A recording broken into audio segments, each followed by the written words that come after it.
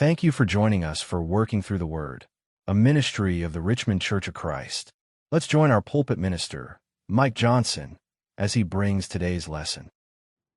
One of the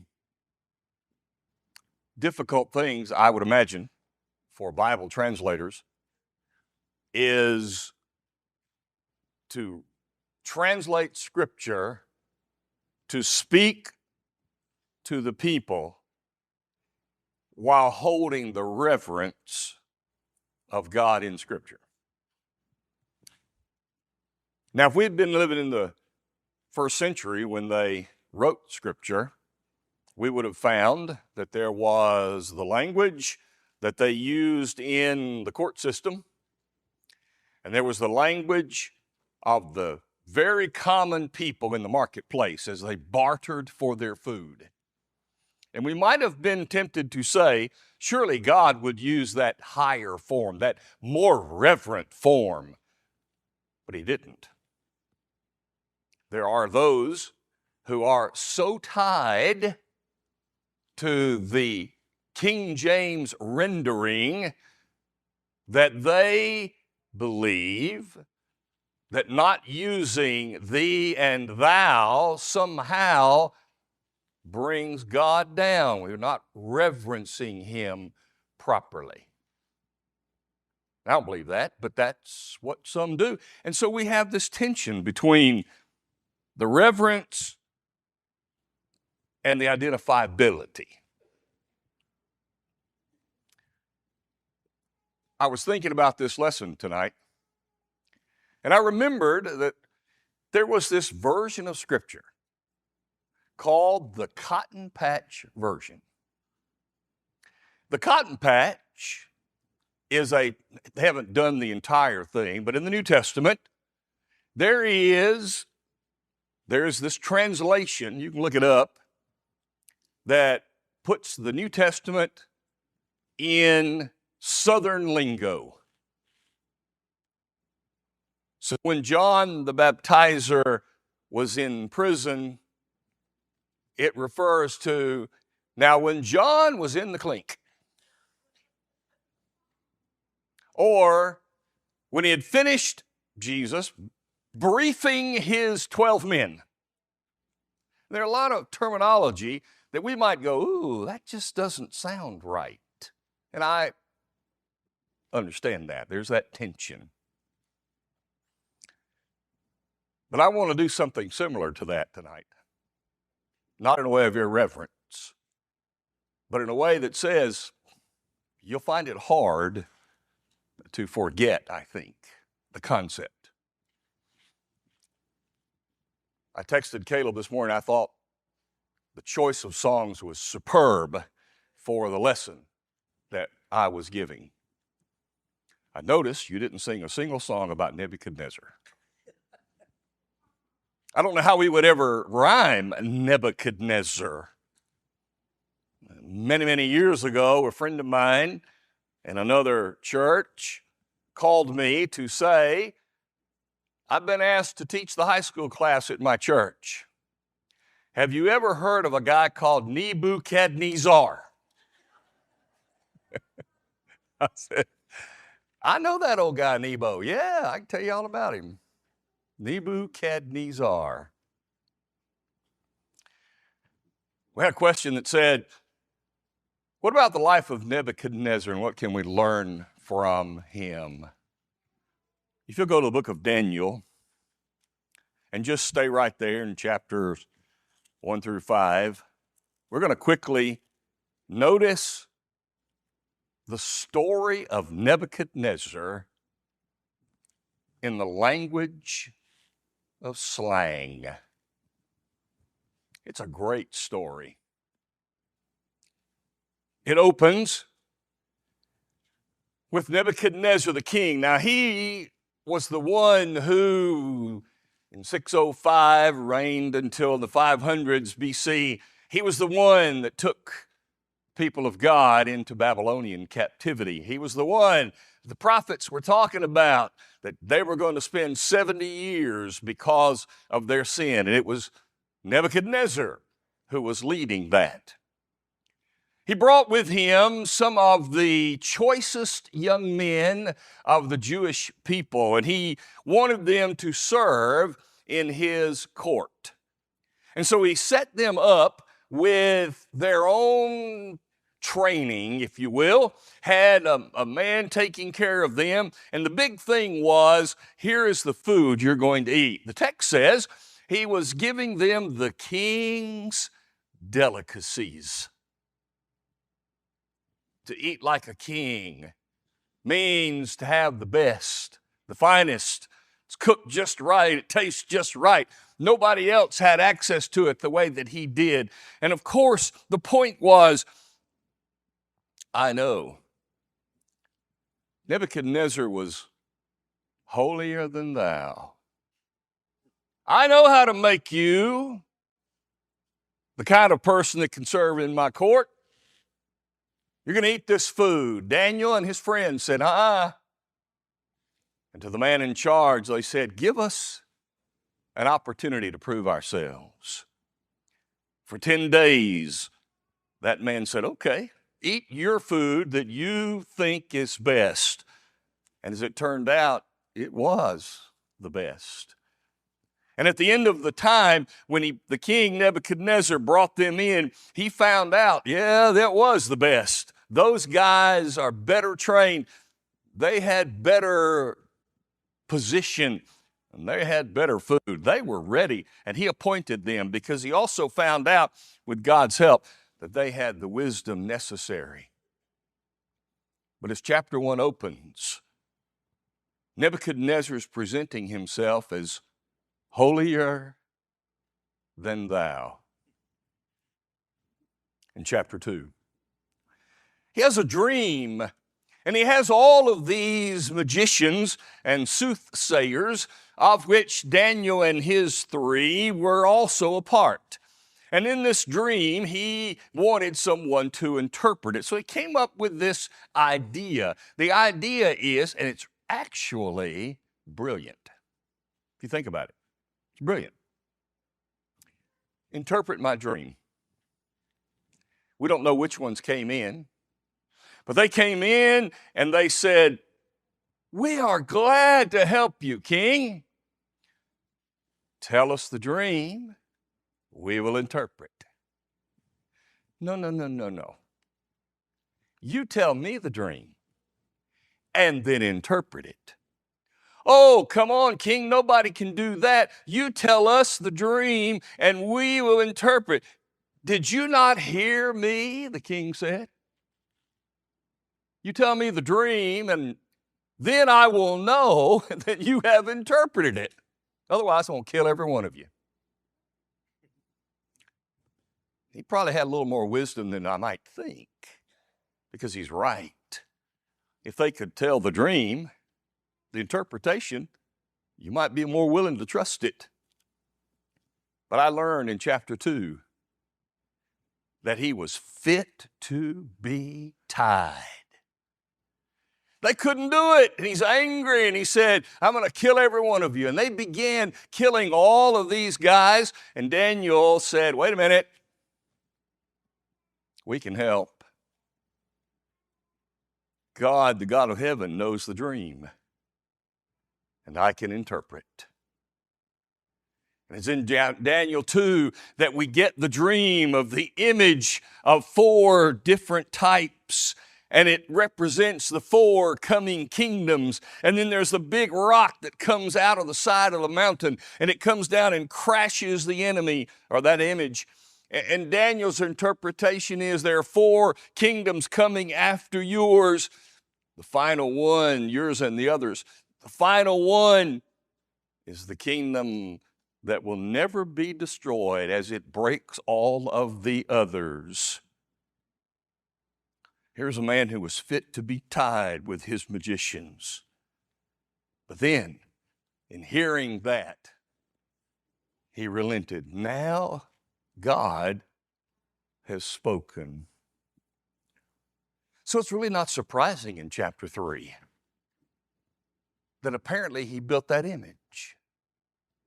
At least he built an image that looks like in concept anyway, the dream that he had. I don't know if he used the same types of substances, iron and clay and brass and gold. I don't know, but he made an image.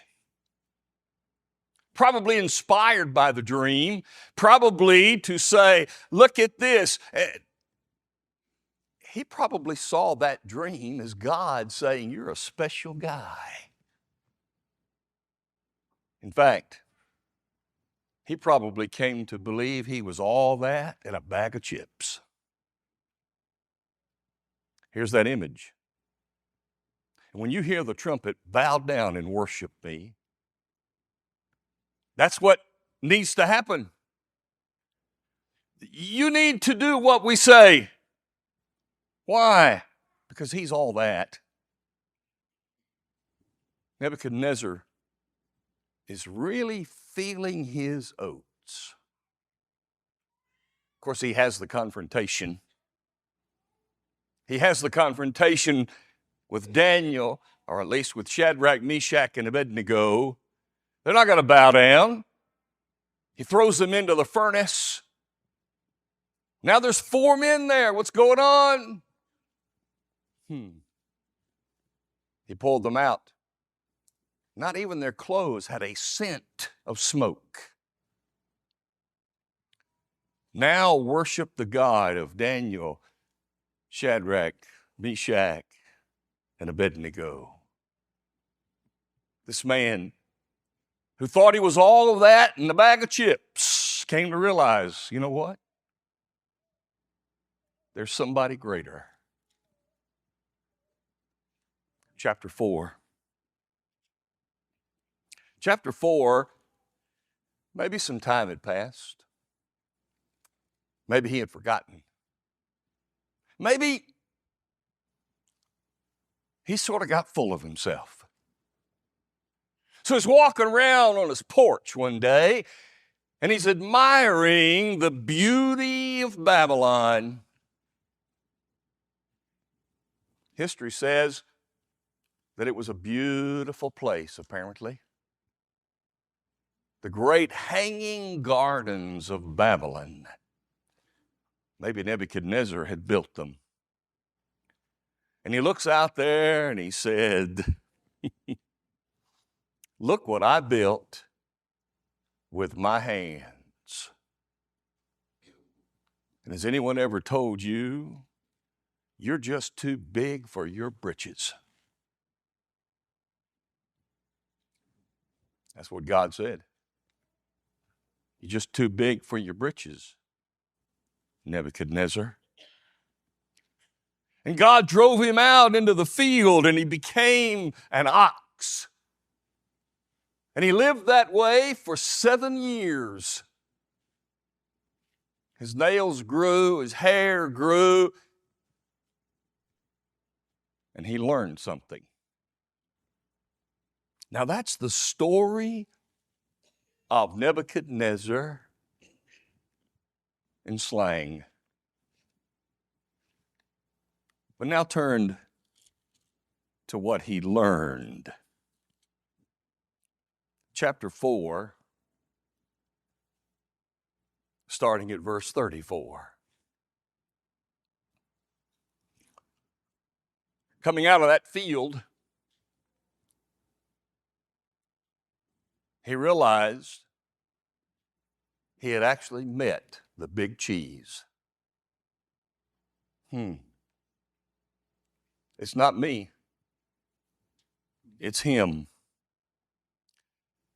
At the end of time, I, Nebuchadnezzar, lifted my eyes to heaven, and my understanding returned to me, and I blessed the Most High and praised and honored him who lives forever. His dominion is an everlasting dominion. His kingdom is from generation to generation.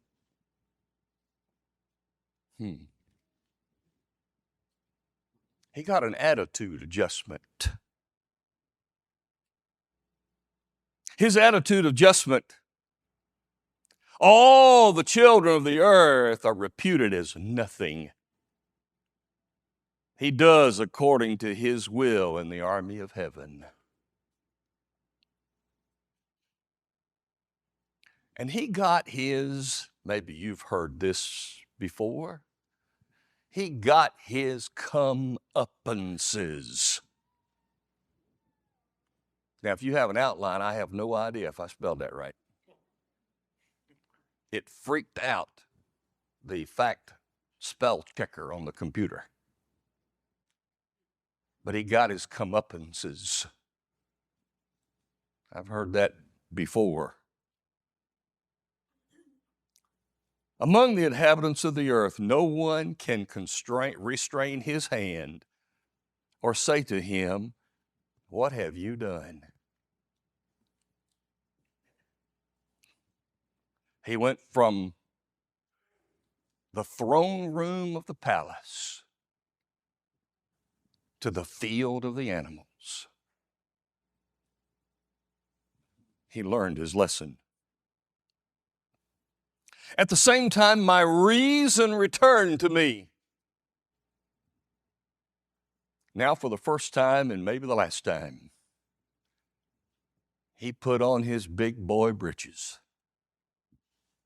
And he said, "The glory of my kingdom, my honor and splendor returned to me. My counselors and nobles resorted to me. I was restored to my kingdom, and excellent majesty was added to me. Now I, Nebuchadnezzar, praise and extol and honor the King of heaven, all of whose works are truth, his ways justice, those who walk in pride, he is able to put down." The story of Nebuchadnezzar is really cool. But it's also very real. Not just for him, but real for us. Because in so many ways, you and I have our own Nebuchadnezzar moments. And there are lessons that we need to learn from this man and challenges that we can gain or give to ourselves from his life. Look at chapter 5. Now, Belshazzar is reigning in his stead. And he's in this dinner time when a hand appears out of nowhere and begins to write on the wall. "Mene, mene, tekel upharsin." Your kingdom has been weighed in the balances and found lacking. And Daniel said, when he interpreted what was going on and Belshazzar wanted to reward him, he said, "No, you keep all of that. And I will read the writing to the king and make known to him the interpretation. O king, the Most High God gave Nebuchadnezzar, your father, a kingdom and majesty and glory and honor. And because of the majesty that he gave him, all peoples, nations, and languages trembled and feared before him. Whomever he wished, he executed. Whomever he wished, he kept alive. Whomever he wished, he set up. Whomever he wished, he put down. But when his heart was lifted up and his spirit was hardened in pride, he was deposed from his kingly throne. They took his glory from him, and he was driven from the sons of men. His heart was made like the beast, and his dwelling was with the wild donkeys. They fed him with grass like oxen. His body was wet with the dew of heaven, till he knew that the Most High God rules in the kingdom of men and appoints over it whomever he chooses. Life's not all about me. We have our Nebuchadnezzar moments when we encounter things that really challenge the idea, I want what I want. Life's not all about me.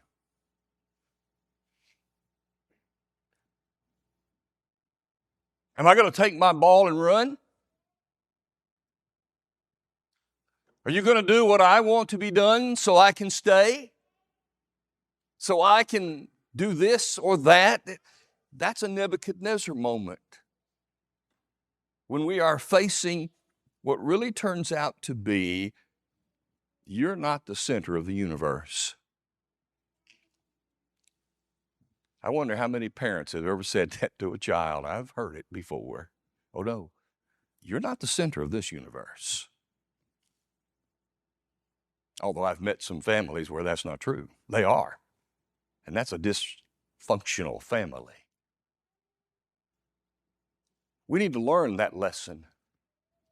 And then we need to take a challenge. We need to take the challenge that the wise man gave in Proverbs chapter 16, verses 18 and 19. Pride goes before destruction and a haughty spirit before the fall. And then he says, better to be of a humble spirit with the holy, or the lowly, than to divide the spoil with the proud. I need to learn the lesson that life is not about me. It doesn't revolve around me. So how do I handle that? What do I do to fix that part of me? Well, find some humble people to hang around. Find some humbled people to deal with. Spend time with people who are humble, and it'll rub off and make you better. Number two, I need to learn the lesson to be careful in my life because the fruit might not fall far from the tree. Back to Daniel, verse 22. But you, his son, Belshazzar, have not humbled your heart. Notice, although you knew all of this. What did Belshazzar know? Did he know all of the things that Nebuchadnezzar did that were wrong? Was he there when his father was out in the field like an ox? Did he sit on the porch and go, why is Dad out there? And yet, you have lifted up yourself against the Lord of heaven. Nebuchadnezzar acted in such a way that his child picked it up. There's a commercial about sports that I saw, and it's just quick vignettes of different things, and one of them, maybe you've seen it, there's a dad sitting on the edge of the couch, and his little boy, still in diapers, sitting right by him. And obviously something happens on the screen in the game that made him upset. And Dad yelled and threw himself back on the couch like this. And the little boy's yelling, and he looked and he saw his dad, and he threw himself back on the couch. We have to be careful, because the next generation is watching. And Nebuchadnezzar failed his son. But you know what else is true? Not just our children, but others' children. Other people are watching us, and the fruit might not fall far from the tree. In other words, they might be what we are. So we better be careful. So what does the Proverbs writer tell us, or the psalmist tell us to do in Proverbs 1:27 in verse 4? Children are like arrows in the hand of an arrow. Hand, I remember the term now, like a quiver. What's he saying? What do you do with an arrow? You pull it and you send it flying. We need to challenge ourselves to send sharpened children into the future and sharpened people in our lives moving forward to grace the future, not like Belshazzar. But the final thing that Daniel said, your day has come. Go sometime and read the details about how the city of Babylon was taken. They had built the city right on top of a river. And the river flowed right through the city. And so all the enemy had to do, they figured it out. They rerouted the river and came under the wall through the old riverbed while Belshazzar was eating and drinking and partying with all of his people in that room, watching that hand, and using all of the things that his father had stolen from the Jewish temple. Daniel said, your day has come. Here's my challenge for us. Today is the first day of the rest of our lives.